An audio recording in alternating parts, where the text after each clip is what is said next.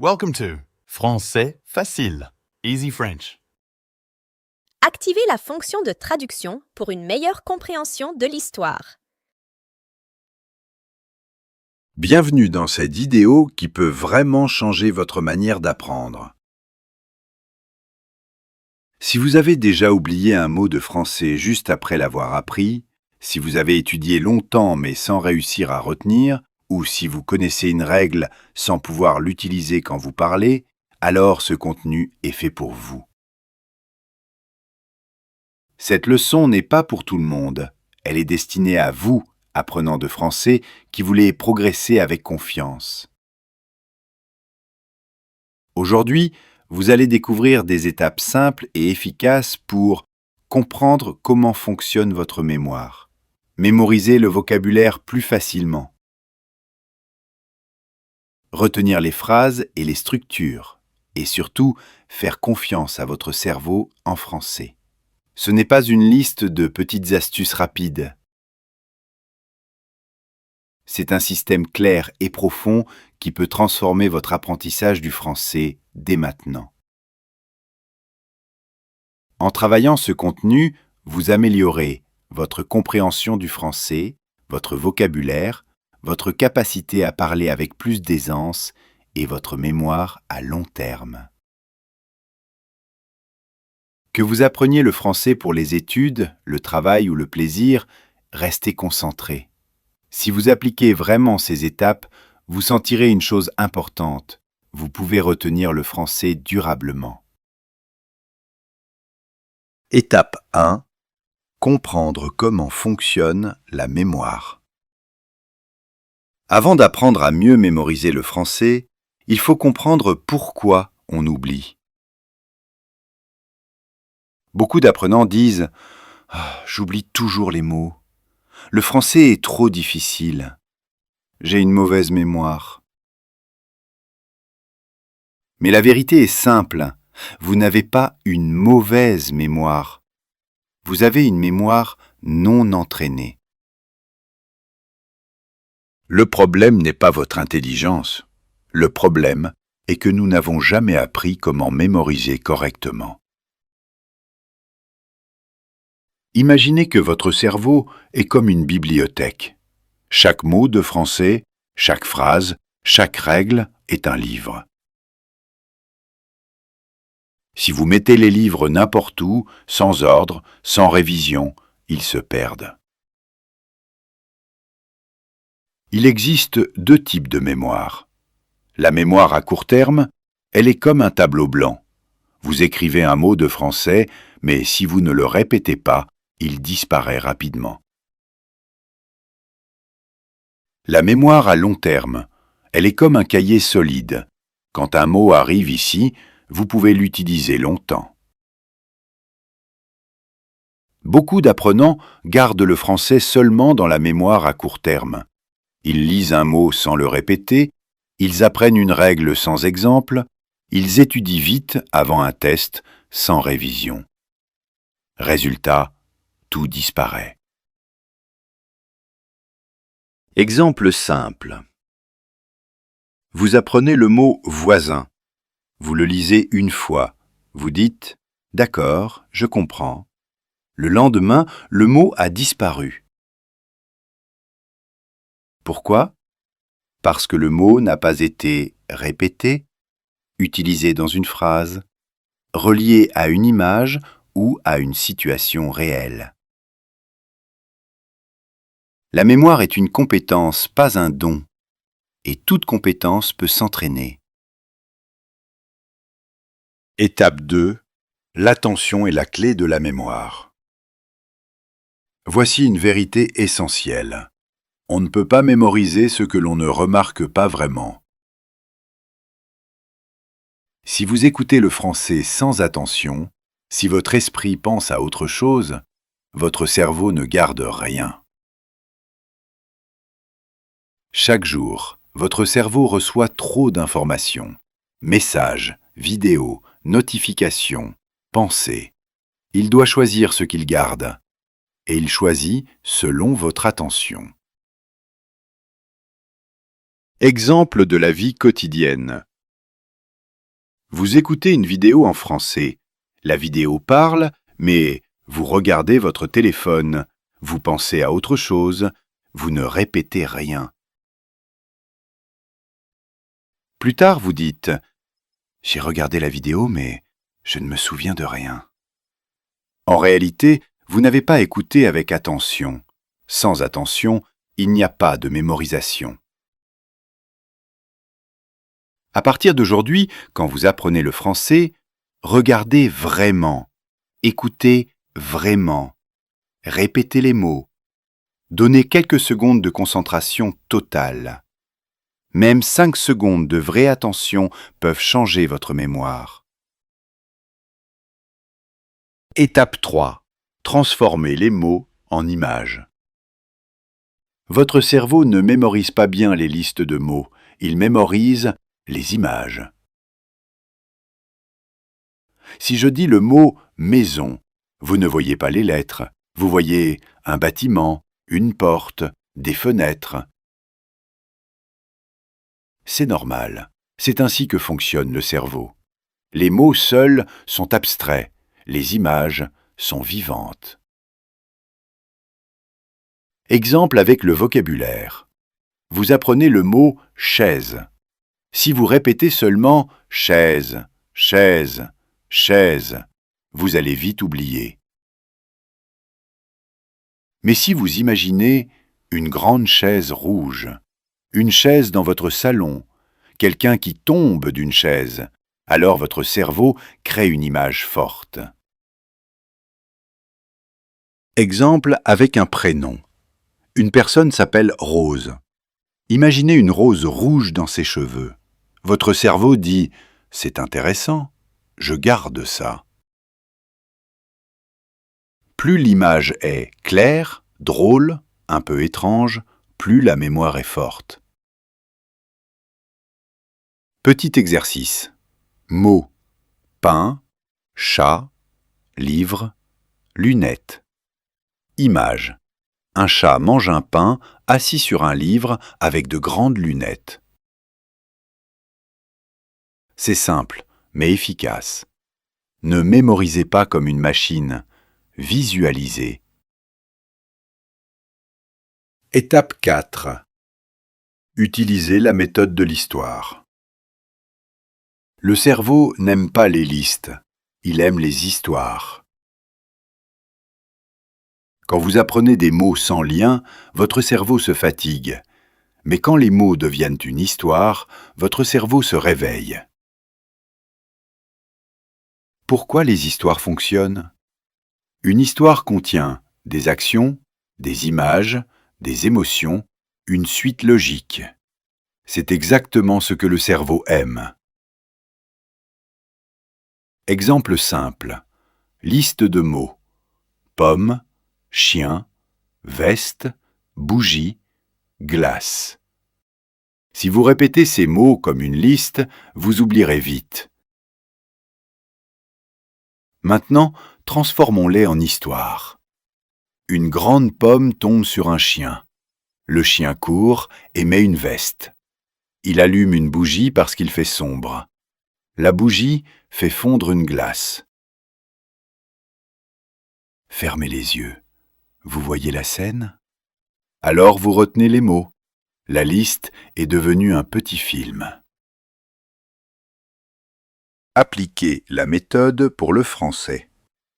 Quand vous apprenez du vocabulaire, des expressions, une liste de verbes, créez toujours une petite histoire.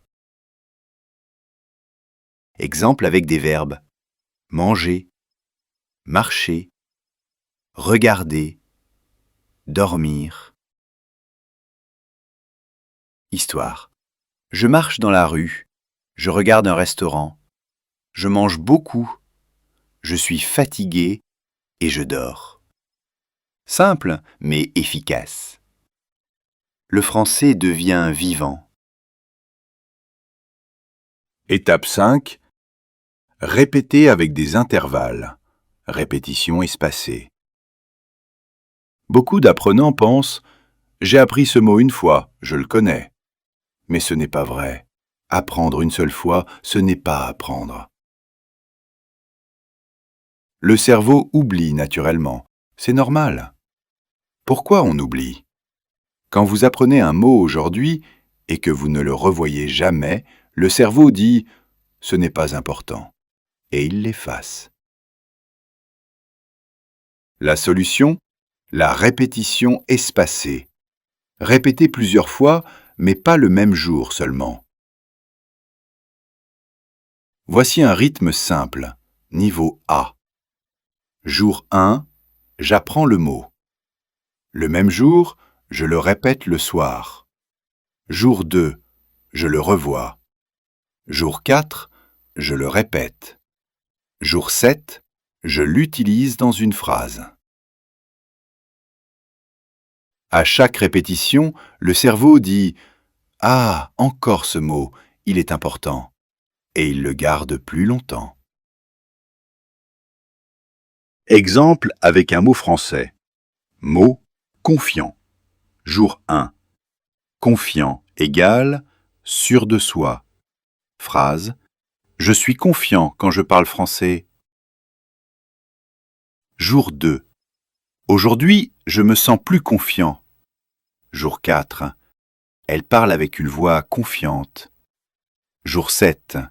Être confiant aide à apprendre une langue. Maintenant, ce mot reste dans votre mémoire. Étape 6. L'émotion rend la mémoire plus forte. Le cerveau n'enregistre pas seulement des mots, il enregistre des émotions. Vous oubliez ce que vous lisez sans intérêt, ce que vous apprenez sans sentiment. Mais vous vous souvenez d'un moment fort, d'une phrase qui vous touche, d'une expérience personnelle. Exemple simple. Mot abandonner. Si vous apprenez abandonner égale arrêter, vous oublierez vite. Mais si vous pensez un jour j'ai voulu abandonner, mais j'ai continué. Le mot devient personnel, il a une émotion. Le cerveau garde ce qui a du sens. Appliquez l'émotion au français. Pour chaque mot ou phrase, posez-vous une question simple. Est-ce que j'ai vécu quelque chose comme ça? Est-ce que ce mot me rappelle une situation?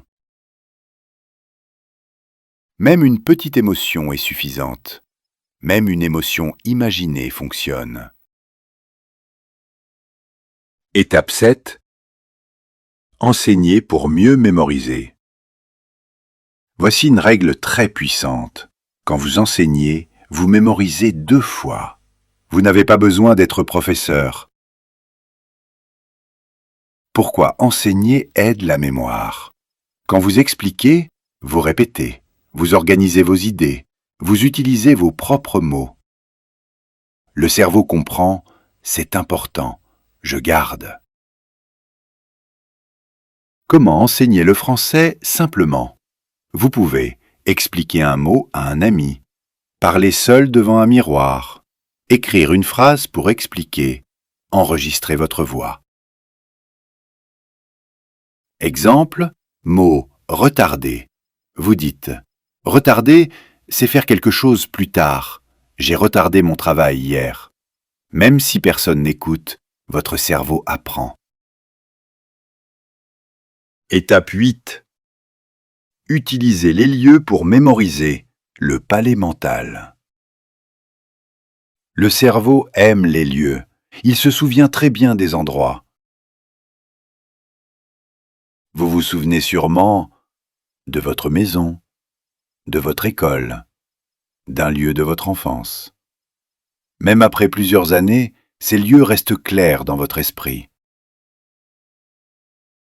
Qu'est-ce qu'un palais mental? Un palais mental est un lieu que vous connaissez bien, dans lequel vous placez des informations à mémoriser. Ce lieu peut être votre maison, votre chambre, votre école, votre trajet quotidien. Comment créer un palais mental? Niveau débutant. 1. Choisissez un lieu familier. 2. Imaginez que vous marchez dans ce lieu. 3. Placez une information dans chaque endroit. Exemple simple en français. Vous voulez mémoriser ces mots. Pain, eau, fromage, pomme. Lieu, votre cuisine. À la porte, un énorme pain bloque l'entrée. Sur la table, une bouteille d'eau géante. Dans le frigo, du fromage qui parle. Près de la fenêtre, une pomme qui danse. Maintenant, fermez les yeux. Marchez dans votre cuisine. Les mots reviennent naturellement. Votre cerveau utilise l'espace pour retenir.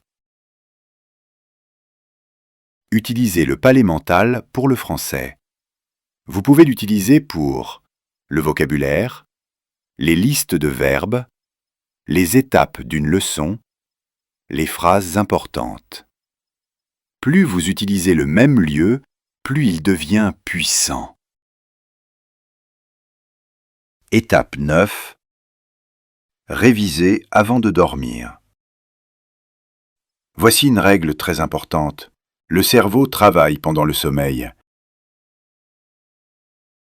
Quand vous dormez, votre cerveau trie les informations, garde ce qui est important, oublie le reste. Pourquoi réviser avant de dormir aide la mémoire? Ce que vous voyez juste avant de dormir, le cerveau le considère comme important. Exemple simple. Vous apprenez 5 mots de français l'après-midi. Le soir, vous regardez votre téléphone jusqu'à dormir.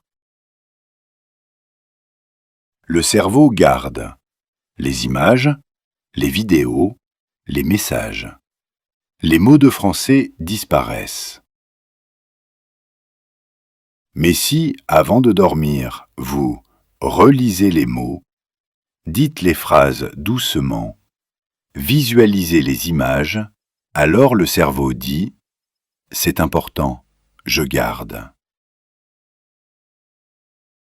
Routine simple avant de dormir. 5 minutes. 1. Éteignez le téléphone. 2. Ouvrez votre cahier. 3. Relisez 3 à 5 mots ou phrases. 4. Dites-les à voix basse. 5. Dormez calmement. Cette petite habitude change la mémoire. Étape 10. Écrire pour mieux mémoriser. Écrire, c'est comme appuyer sur le bouton « Sauvegarder » du cerveau. Quand vous écrivez, vous ralentissez, vous réfléchissez, vous comprenez mieux. On n'oublie presque jamais ce que l'on écrit. Exemple avec un mot français. Mot « patient ». Si vous lisez seulement « patient » égale « calme » qui attend, vous oublierez. Mais si vous écrivez « patient », personne calme qui attend, je dois être patient quand j'apprends le français. Le mot devient plus fort dans votre mémoire. Pourquoi écrire à la main est meilleur? Écrire à la main active le cerveau, crée un lien entre la main et la mémoire, aide à mieux comprendre. Même quelques lignes par jour suffisent. Que faut-il écrire? Vous pouvez écrire les nouveaux mots, des phrases simples, des idées importantes, ce que vous apprenez chaque jour. Un petit cahier vaut mieux que beaucoup de vidéos. Étape 11. Se tester pour vraiment mémoriser. Rappel actif. Beaucoup d'apprenants font la même erreur. Ils relisent encore et pensent qu'ils savent. Mais comprendre n'est pas mémoriser. La vraie question est, pouvez-vous vous souvenir sans regarder. C'est ici que le rappel actif devient très important. Qu'est-ce que le rappel actif? C'est simple. Vous fermez le livre, vous arrêtez la vidéo, vous cachez la réponse et vous demandez à votre cerveau de se souvenir. Même si c'est difficile, c'est normal. L'effort crée la mémoire. Exemple en français. Phrase. La régularité est plus importante que l'intensité. Vous lisez la phrase, vous comprenez. Maintenant, fermez le texte et demandez-vous, quelle était la phrase? Quel est le message? Puis-je l'expliquer avec mes mots? Même si vous oubliez un mot, ce n'est pas grave. Votre cerveau apprend pendant l'effort. Comment pratiquer le rappel actif? Après une leçon, écrivez ce que vous retenez sans regarder. Dites à voix haute ce que vous avez appris. Utilisez des cartes. Questions, réponses. Ne relisez pas toujours. Testez-vous. Étape 12. Protéger son cerveau du trop-plein. Voici une vérité importante. Un cerveau trop rempli ne mémorise rien. Aujourd'hui, votre esprit reçoit trop d'informations. Messages, vidéos, notifications, opinions. Avant même de commencer à apprendre, le cerveau est fatigué. Exemple simple. Vous faites une liste mentale. Lait, pain, pommes, savon. Ensuite, vous regardez votre téléphone pendant 10 minutes. Au magasin, vous oubliez 2 choses. Pourquoi? Parce que l'information importante est noyée dans le bruit. Protéger sa mémoire au quotidien. Voici des habitudes simples. Commencez la journée sans téléphone, 5 minutes de calme. Réduire les contenus inutiles. Écrire ses pensées pour vider la tête. Prendre chaque jour un moment sans écran. Votre cerveau a besoin d'espace pour apprendre le français. Créez une routine simple pour apprendre le français. La mémoire n'aime pas le stress, elle aime la régularité. Pas besoin de longues heures. Routine simple, niveau A. Chaque jour, 10 minutes de vocabulaire, 5 minutes de répétition, 5 minutes d'écriture ou de parole. Avant de dormir, revoir 3 mots ou phrases. Même 20 minutes par jour peuvent changer votre niveau. Exemple de routine quotidienne. Matin, lire 5 phrases en français. Après-midi, répéter 3 mots. Soir, écrire une phrase simple. Nuit, revoir calmement. Petit effort chaque jour, grand résultat avec le temps. Conclusion finale. Vous connaissez maintenant les 12 étapes essentielles pour mémoriser et apprendre le français durablement. Ce ne sont pas des astuces rapides, ce sont des habitudes simples et efficaces. Rappelez-vous, écrire aide à retenir. Répéter avec méthode rend la mémoire forte. Protéger votre esprit est essentiel. La régularité est plus importante que la perfection. Apprendre le français n'est pas une question de talent, c'est une question de méthode, de patience et de confiance. Si vous appliquez ces étapes chaque jour, vous ne serez pas seulement quelqu'un qui apprend le français, vous deviendrez quelqu'un qui vit le français avec confiance. Votre mémoire est prête, votre esprit est prêt. Continuez.